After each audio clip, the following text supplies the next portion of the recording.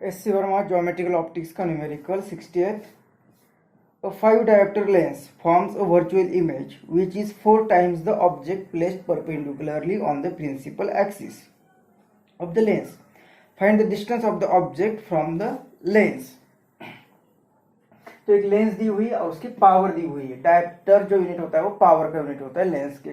तो लेंस की पावर दी हुई है हमें 5 डायप्टर और इस लेंस के एक ऑब्जेक्ट रखा हुआ है. वो कहाँ पे रखा है वो नहीं दिया है. एक्चुअली वही तो फाइंड करना है कि वो कहाँ पे रखा है. यह ऑब्जेक्ट लेंस से कितने डिस्टेंस पे रखा हुआ है. मतलब ये यू हमें फाइंड करना है. लेकिन डेटा क्या दिया हुआ है, उसकी जो भी साइज होगी उसकी इमेज उसके 4 टाइम्स होगी. मतलब ये हाइट ऑफ इमेज और हाइट ऑफ ऑब्जेक्ट का कंपैरिजन दिया हुआ है. मतलब हमें मैग्निफिकेशन दिया हुआ है और ये यू फाइंड करना है. इतना डेटा. और कहा है कि वो जो इमेज बनेगी वो वर्चुअल इमेज बन रही है. वर्चुअल इमेज कब बनती है, तो एक फोकल ऑब्जेक्ट फोकल लेंथ से विद इन होगा तब ये वर्चुअल इमेज बनती है. इसका मतलब हम जो फोकल लेंथ फाइंड करेंगे उससे कम ये डिस्टेंस होना चाहिए. लेकिन ये आंसर फाइंड करने के बाद ही पता चलेगा. अब एफ तो लगभग दिया हुआ ही है, क्योंकि एफ मतलब क्या होता है, ये डायप्टर जो होता है, ये पावर जो होती है, it is the inverse of focal length. मतलब फोकल लेंथ का इनवर्स पावर आएगी. ये फोकल लेंथ क्या आएगी, इनवर्स ऑफ द पावर आएगी. और वो मीटर में, इसे जो सेंटीमीटर में करना है तो 100 से मल्टीप्लाई करेंगे तो 100 इंटू पावर इतना सेंटीमीटर फोकल लेंथ आएगी. तो एफ इज इक्वल टू 100 और पी की वैल्यू 5 डायप्टर. तो ये वैल्यू जो आएगी वो सेंटीमीटर में आएगी. तो एफ इज इक्वल टू आ रहा है 20 सेंटीमीटर. तो एफ की वैल्यू मिल गई हमें, फोकल लेंथ मिल गया.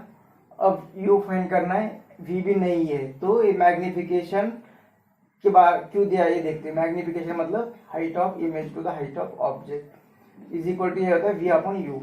और हाइट ऑफ इमेज हमें कहा है कि वो 4 टाइम्स द ऑब्जेक्ट है. मतलब ये 4h divide by h is equal to v upon u. तो ये मैग्निफिकेशन 4 आ गया. मतलब यहाँ पे रिलेशन वी यू यहाँ पे मल्टीप्लाई होगा तो 4 इंटू यू. एक इक्वेशन इस तरह से मिल रहा है. अब हमें फोकल लेंथ है, वी यू का रिलेशन है तो हमें यू मिल जाएगा. तो यहाँ पे लेंस इक्वेशन यूज करेंगे. वो होता है 1 upon f is equal to 1 upon v minus 1 upon u. और एफ की वैल्यू अब पता है 1 upon 20 is equal to 1 upon v कितना, तो ये 4 यू वैल्यू रख देते माइनस यू. यू की वैल्यू कितनी, तो ये इसे यू ही रख देते.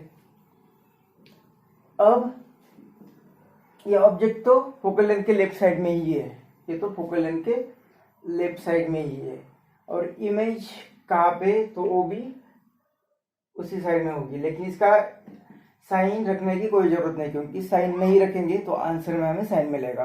क्योंकि जो फाइंड करना है उसके साइन कंसिडर नहीं करते हैं तो आंसर उसे कंसिडर करता है. अगर हम रख देंगे तो आंसर में वैल्यू नहीं मिलेगी.